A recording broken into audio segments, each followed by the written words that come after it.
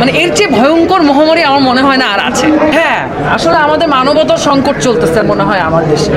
গুজবের রাজধানী বাংলাদেশ। হ্যাঁ, পোড়া বাচ্চারা দৌড়াচ্ছে, মানুষ ভিডিও করছে। এই মুহূর্তে আমার দেশের মানুষের মনুষ্যত্ব কোথায়, এটা দেখার মতো ছিল না। মানে এটা মানে 2 দিন, মানে প্রথম দিন থেকে মানে অসুস্থ হয়ে, মানে তারপর থেকে ফেসবুকে ঢোকাই মানে বন্ধ করে দিয়েছি। ফোনে যতটুকু খবর নেওয়া যায় কাছের মানুষজনদেরকে তাদের খবর নিয়েছি, ফেসবুকে ঢোকা যায় না। আর ফেসবুক তো এখন তো মাশাআল্লাহ সবার হাতেই একটা করে নিউজ চ্যানেল আছে, যে যার মতো প্রপাগান্ডা ছড়িয়েই বেড়াচ্ছে, যে যার মতো গুজব ছড়িয়েই বেড়াচ্ছে।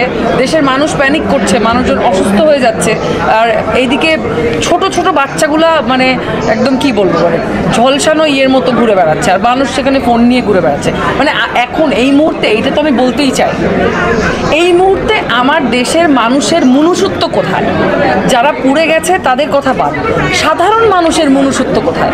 আমাদের সবার হাতে একটা করে ফোন আছে, ব্যাস খালি ভিডিও করতে হবে, ফেসবুকে দিতে হবে। মানে ভিডিওটা যত ডেঞ্জারাস হবে, যত গ্রাফিক ভিডিও হবে, তত বেশি ভিউজ হবে। ব্যাস, বাচ্চারা দৌড়াচ্ছে, পোড়া বাচ্চারা দৌড়াচ্ছে, মানুষ ভিডিও করছে। বাবা মাকে খুঁজে পাচ্ছে না, মানুষ ভিডিও করছে। মানে পোড়া শরীর নিয়ে মানুষ রিক্সা খুঁজছে, সিএনজি খুঁজছে, কোনো সিএনজিওয়ালা যাচ্ছে না, কোনো রিক্সাওয়ালা যাচ্ছে না, মানুষ ভিডিও করছে আর জিজ্ঞেস করছে ভাই কী হয়েছে। মানে আমাদের দেশের মানে মানুষ, আমরা যারা প্রতিদিন রাস্তায় বের হয়ে কাজে যাই, আবার বাসায় আসি, আমাদের ব্রেইন কোথায়? মানে মনুষ্যত্ব কোথায়? তাহলে দেখা যাবে কি জানো, একটার পর একটা দুর্ঘটনা ঘটতে থাকছে, মানুষের মানে লাশের মিছিল পড়ে থাকবে, লাশের গোডাউন হয়ে যাবে, আর আমরা আশেপাশে ঘুরবো। মানে আমাদের আসলে জানারও দরকার নেই মানুষটা কেন মরলো, কিভাবে মরলো, একটু বেঁচে আছে কিনা, এখন হসপিটালে নিয়ে গেলে বাঁচবে কিনা, ওগুলোও আমাদের জানার দরকার নেই, আগ্রহ নেই। আমরা ভিডিও করবো কি হয়েছে, ব্যাস এইটুকু। গুজব নিয়ে বলছিলেন, গুজবের রাজধানী বাংলাদেশ কিনা বিশ্বের মধ্যে? আমার তো তাই মনে হয়, একটা পাইলেই হয়েছে, গুজবের রাজধানী বাংলাদেশ। হ্যাঁ, ভালো হচ্ছে। আপু, আপনি যেভাবে বলছেন, আমরা সিএনজি এবং রিক্সাওয়ালা, শুধু সিএনজি রিক্সাওয়ালা না, আমি ক্ষমা চেয়ে গণমাধ্যম কর্মীরা যারা ছিলেন ওখানে, আমি তাদেরকেও বলতে চাই, আমি অনেক গণমাধ্যম কর্মীদেরকে দেখেছি, কিন্তু সেটা পরিমাণে খুব কম, যে ক্যামেরাটা রেখে তারা রেস্কিউ মিশনে অংশ নিয়েছে। আমি অনেককে দেখেছি, কিন্তু আমি বেশিরভাগকে দেখিনি। বেশিরভাগ গণমাধ্যম কর্মীদেরকে আমি দেখেছি, বিশেষ করে ফোন নিয়ে যারা আসলে, বা ক্যামেরা নিয়েও যারা, তারা ওখানে ভিড় তৈরি করেছেন। একটা পাবলিক ফিগার আসছেন, তাদের পিছনে সব গণমাধ্যম কর্মীরা ঝাঁপিয়ে পড়ছেন। আপনাদেরকে সবার আগে সতর্ক থাকতে হবে। দেশে যে কোনো কিছু একটা ঘটলে আপনারা সবার থেকে ইম্পর্টেন্ট জায়গায় থাকেন, আপনারাই সংবাদটা প্রচার করেন। কিন্তু আপনারা যদি ওখানে যে আপনাদের জন্য যদি আসলে মানে কি বলে, যে ফায়ার সার্ভিসের গাড়ি আসা যাওয়াতে ঝামেলা হয়, বা উদ্ধার কার্যে ঝামেলা হয়, বা একটা মানে ওই মুহূর্তে আসলে কে ওই ওই জায়গাটা দর্শন করতে আসলো, ঘটনাটা ওইটা ইম্পর্টেন্ট না। ইম্পর্টেন্ট হচ্ছে যে কজন বেঁচে আছে ওদেরকে কিভাবে তাড়াতাড়ি সুস্থ করা যায়, কিভাবে তাড়াতাড়ি হসপিটালাইজ করা যায়। এক্ষেত্রে আমি খুব অল্প কিছু গণমাধ্যম কর্মীদেরকে দেখেছি যারা ক্যামেরাটা আমরা ভুলে ওইখানে ঝাঁপিয়ে পড়েছেন উদ্ধার কার্যে। বেশিরভাগ গণমাধ্যম কর্মীদেরকে আমি দেখিনি। সো আমি এই কারণেই বললাম কথাটা। হ্যাঁ, আসলে আমাদের মানবতার সংকট চলতেছে মনে হয় আমার দেশে। আপনি একটা খুব মানে সঠিক কথা বলছেন। মানবতার সংকট উত্তরণ হতে পারে। আসলে আমরা যারা আসলে শিল্পী, আমরা যারা আসলে দর্শকদেরকে বা সাধারণ জনগণকে বিভিন্ন গল্পের মাধ্যমে আমরা যারা আনন্দ দেওয়ার চেষ্টা করি, হ্যাঁ, আমরা বললে যদি মানুষ শোনে তাহলে বলতে পারি। এখন আসলে ভালো কথা কেউ শুনতে চায় না। আমি 10টা ফালতু কথা বলি বা 10টা খারাপ কথা বলি, বা ধরো তোমরা আমাকে জিজ্ঞেস করো যে আমার মাসিক ইনকাম কত, বা আমি এবারে কত কোটি টাকার, কত লাখ টাকার ড্রেস পরে আজকে এসেছি, ওই ভিডিওগুলো বেশি ভাইরাল হচ্ছে বা ওইগুলোর ভিউজ বেশি হচ্ছে।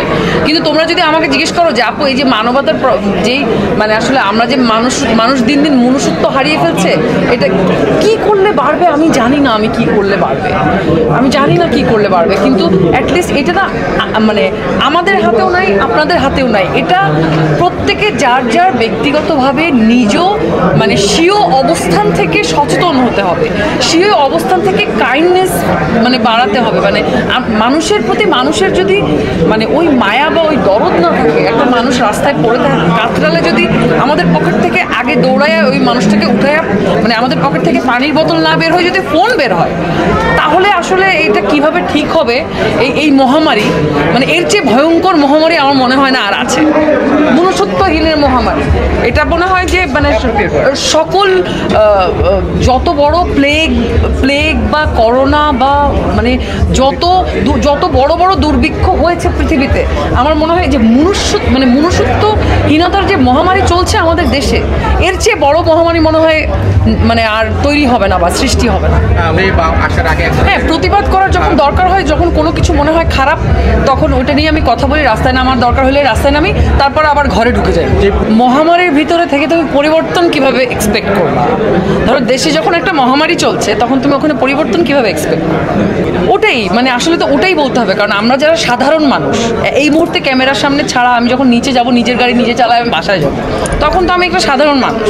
সো আমার যদি ধাপ করে রাস্তার মধ্যে কোনো দুর্ঘটনা ঘটে যায় বা আমি যদি কোনো অনাকাঙ্ক্ষিত ঘটনার সম্মুখীন হই, আমার দায় এই মুহূর্তে কেউ নিবে না, না প্রশাসন নিবে, না মানে অন্য কেউ নিবে, কেউ নিবে না, কারণ ওই এনভায়রনমেন্টই নাই।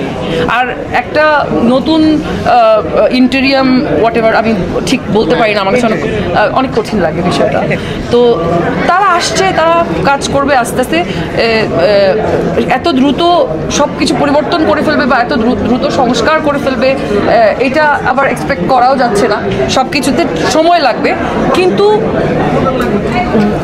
মানে ওয়ে ভালো লাগছে না, একই রকম লাগছে, বুঝছো? একই রকম লাগছে।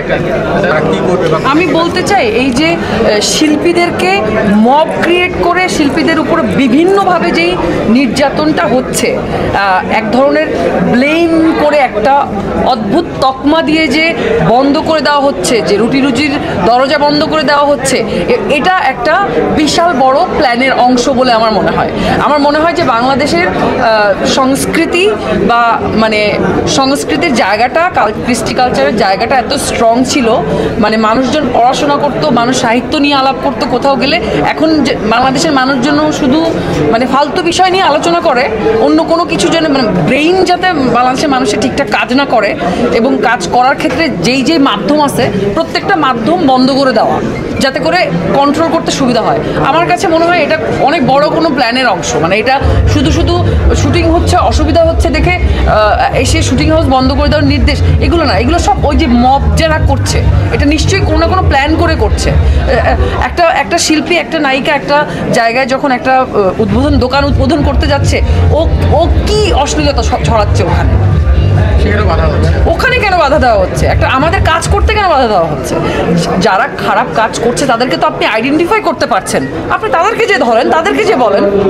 আর আমাদেরও অনেক সমস্যা আছে, আমাদের অনেক নীতিমালা করা জরুরি ছিল, অনেক নীতিমালাতে স্ট্রং থাকা জরুরি ছিল, যেটা আমরাও করে উঠতে পারি নাই। এক হাতে তো তালি বাজে না।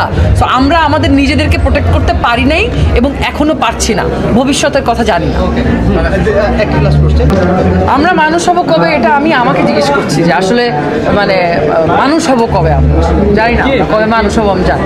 কিন্তু আমাদের যত দ্রুত সম্ভব মানুষ হওয়া উচিত, তা না হলে যেই দেশ, একটা সুন্দর দেশের স্বপ্ন দেখে এতদিন পরে এসে আমরা একটা জায়গায় দাঁড়িয়েছি নতুন স্বপ্ন, নতুন সংস্কারের আশায়, সেই আশায় ঘুরে বালি হয়ে যাবে যদি আমরা মানুষ না হই। Thank you.